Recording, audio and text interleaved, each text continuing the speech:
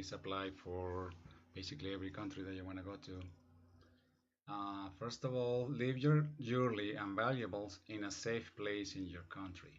For example, your wedding ring, your diamond ring, and other jewelry, you can keep it at a bank safe or at least in a safe at home. Leave your home in your country in a safe condition with an alarm in hands of a well-known home security company and your valuables hidden and in a safe. I know that you cannot put everything in a safe. Your big screen TV, your other expensive equipment. That's why you need an alarm from a major alarm company. You can have people you trust very much watch your home to make sure nothing is happening, and the person could pick up your mail every day or at least often enough so it doesn't accumulate and nobody will take your maybe your credit card information, your password or whatever that arrives to your home, or maybe packages from UPS or whatever. So make sure that the person is a very safety conscious person and will not himself cause a fire there. I have seen that happen before. The person actually watching the property is the one who actually caused the fire. So make sure that you leave the home in a very safe state, all windows and doors well secured, not susceptible to easy entry. Glass doors are easy to break, so you may need to put something better than just leave there a glass. Maybe you put some metal frame, something that it would be harder to break. So make it hard for burglars to get into your house. Put cameras in all rooms and everywhere, and leave the alarm on. Get an internet service that lets you watch your home from the internet. So let's say you could, from time to time, or maybe your cell phone, watch your home. So if you don't have anybody watching your home, at least you will have access to the internet and watch your property from the internet with your cell phone. And you can use a camera in your cell phone to take pictures. What does that mean? That instead of carrying a very expensive camera in addition to your cell phone, you can just use the camera in your cell phone to take pictures and videos. Flash cameras and other expensive equipment are attraction for thieves, but you need to do something commercial, maybe official photo shoots and things like that, maybe commercial, and that you may need to carry those. Then make sure that you have other people that will help you protect them and watch for them and safety like that. So keep them out of sight and take selfies. Taking selfies is an unsafe action because make the cell phone visible to thieves. So anytime you leave your cell phone out to take selfies, to take videos and whatever, you are making the cell phone visible to thieves, and then they may look and see if it is an expensive cell phone, and they may want to get it from you. Actually, from burglars is what I mean. For thieves, actually, there are a lot of pickpocketers, and then there is a risk of without you even noticing, you may lose your phone or whatever else you have. Hide your wallet, hide your wallet and cell phone under the belly or in a hidden purse, something that is on the away from sight. Carry a fake or damaged phone or other non-working equipment. Any expensive looking electronic equipment that is not working and that you could give to thieves or burglars in case you're attacked. But they should look as if they're good. So if you give a broken cell phone that has a broken glass, they're gonna get upset. So it needs to look like they are actually working pieces of equipment. So make sure that what you hand out does not contain in memory or in the hard drive data that could be used to access your private information. So maybe an old phone, you give it out and actually has some private data that they could retrieve. So don't give out something that will have your data in it. Use strong protective jackets or at least sleeveless jackets. That will be helpful in case of an attack with a knife. Say they want to stab you and you have a protective jacket, it may reduce the damage, or unless you have something like a bulletproof jacket, things like that would be even better. So, but most people will not want to carry one of those. But I mean, I would if I could, carry all the time a very protective jacket. But sometimes it is so hot outside that you may not want to wear one of those. But dress casually when you're going to be on the street. That way you don't look like have a lot of money. Just look like look more like a local instead of like a tourist. And also when people are in suits and expensive clothing, then they are more attracted to robbers because they think that you are carrying a lot of expensive cell phones and a lot of money. So even if you get off from a bus in a suit, they will follow you and actually attack you. Or from a taxi, whatever, they will follow you. And so make sure that when you're wearing expensive clothing, being in safer places and not on the street.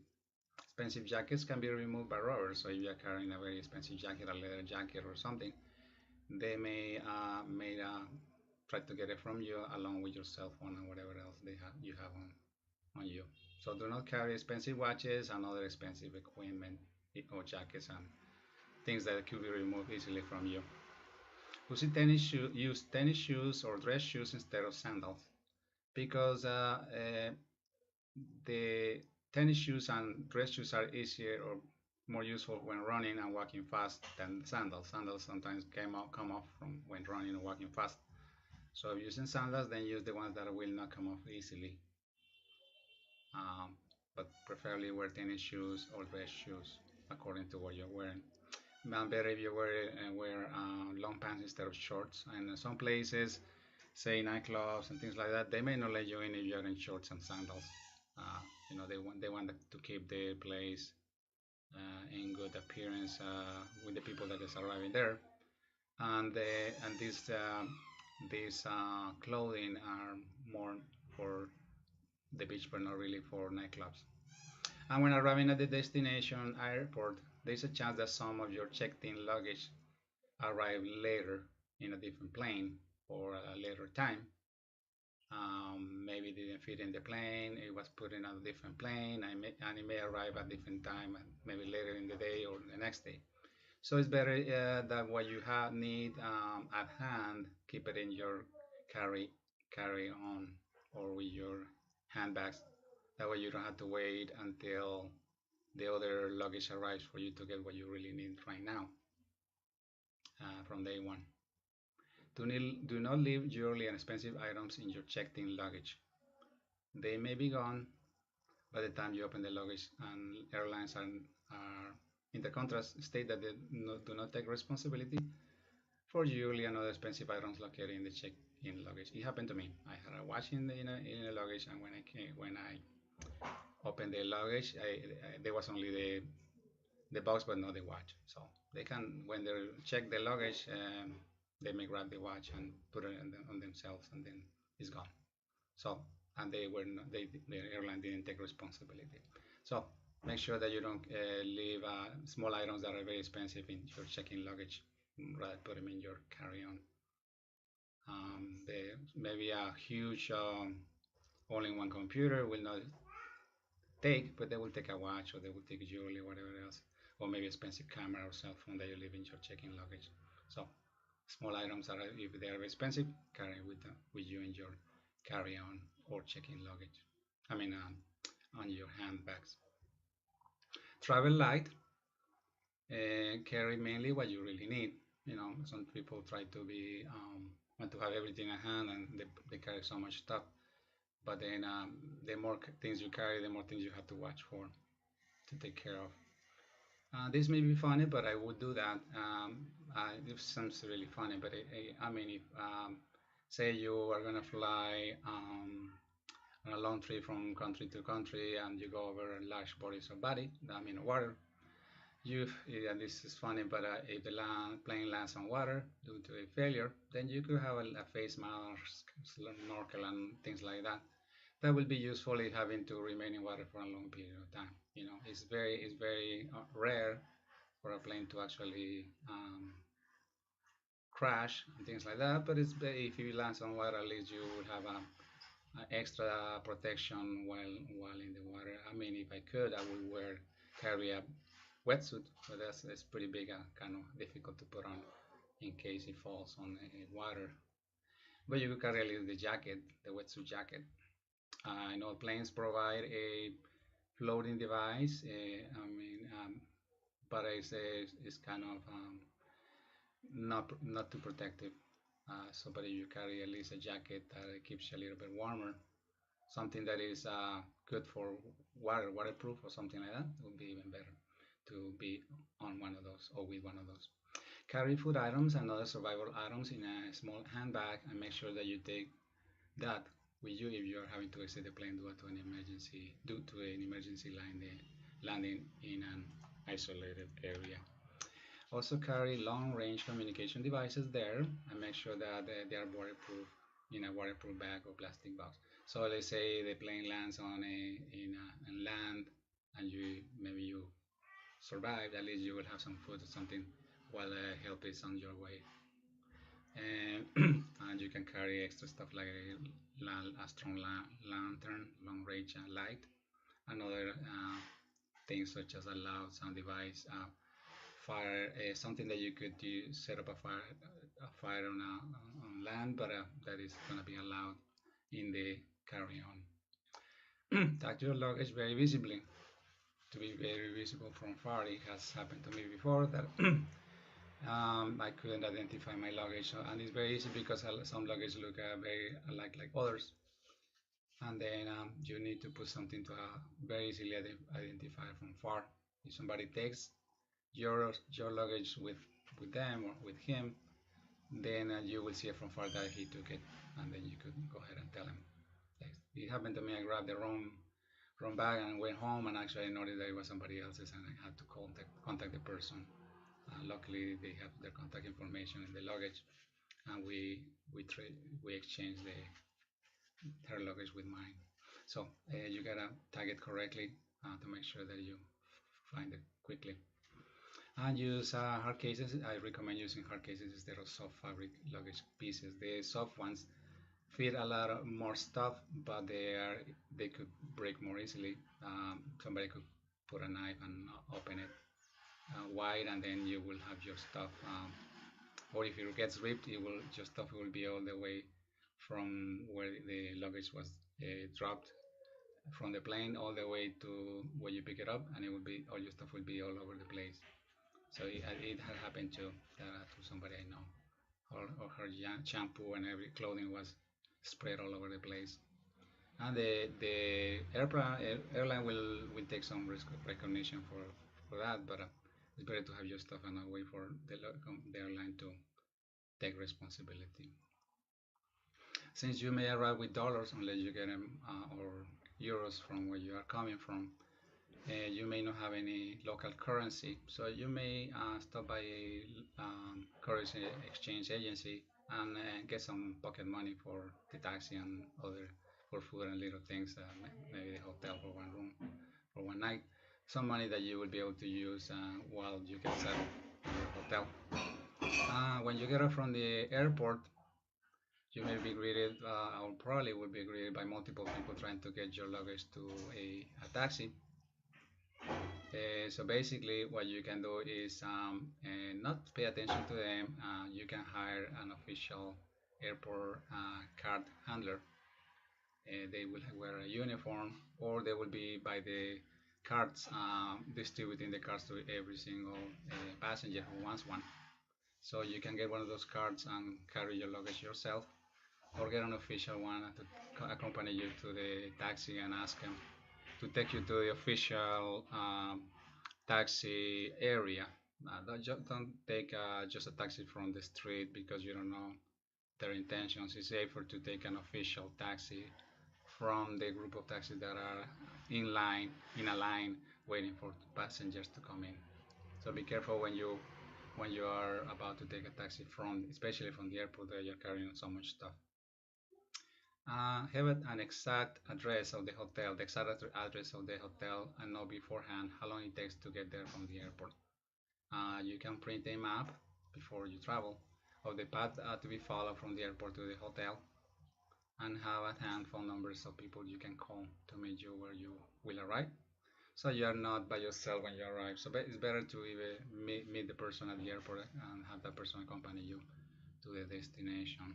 Sometimes the airport is pretty far from the main city or your destination, so they may not want go there and wait for you. So you may have to travel alone. But at least they could meet you at downtown or wherever you are.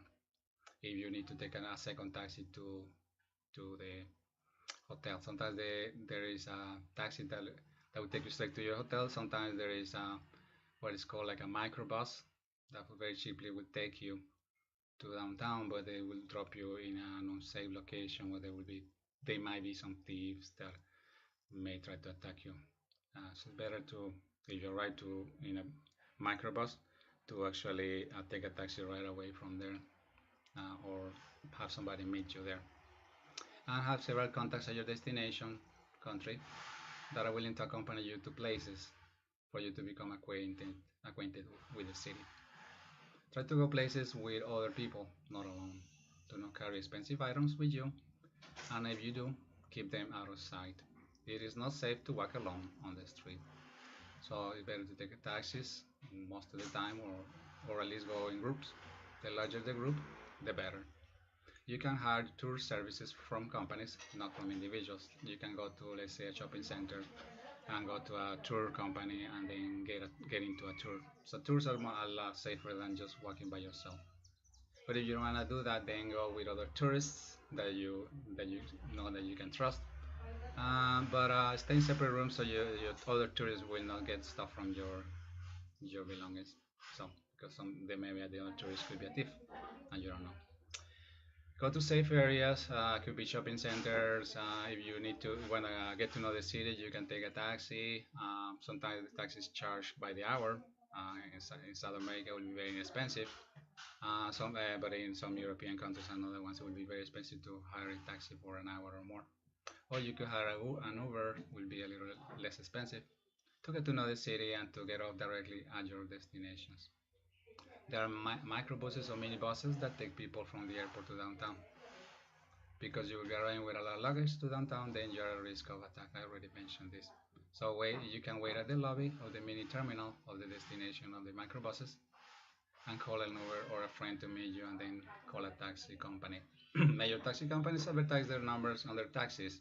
Usually it's a very easy to remember number, but a few individual taxi owners will have their own phone number on the taxi, but not too many. You can buy an inexpensive smartphone in the destination country, and you can use that instead of the more expensive cell phone that you may be bringing. Yes, US phones may not work with local SIM cards, but you can try. Most likely they will not work.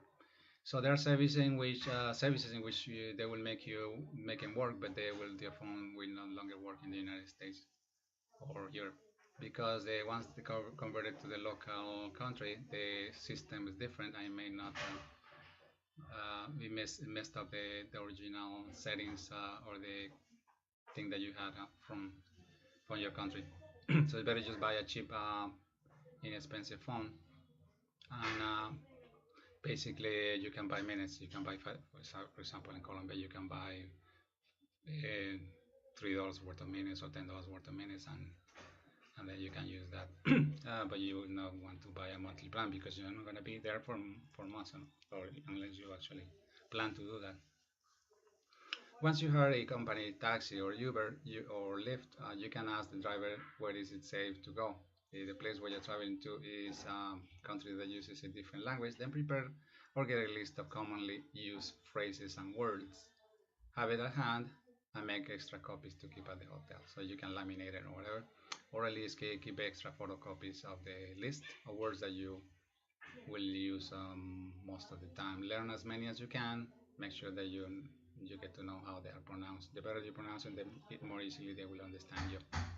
And try not to go out at night. I know that people want to go dancing and stuff like that, but it is less safe. But if you mainly want to go out at night to go dancing and things like that, then do not stay out too late, or at least try to go in groups, not alone. Say some people get up at 3, 4 in the morning. That's not safe, but there are taxis at that time that will take you home, but it's not safe to hail a taxi at that time, especially at night. So take an Uber or call a taxi from a well-known company. Anyway, so that's all for today. You can contact me for more advice and assistance when you intend to travel to or are already in Colombia or United States. So I mainly try to help people in Colombia, United States because that's where I know the most and where I mainly remain. So hopefully you like the video, and please let me know if you have any questions or comments. Goodbye.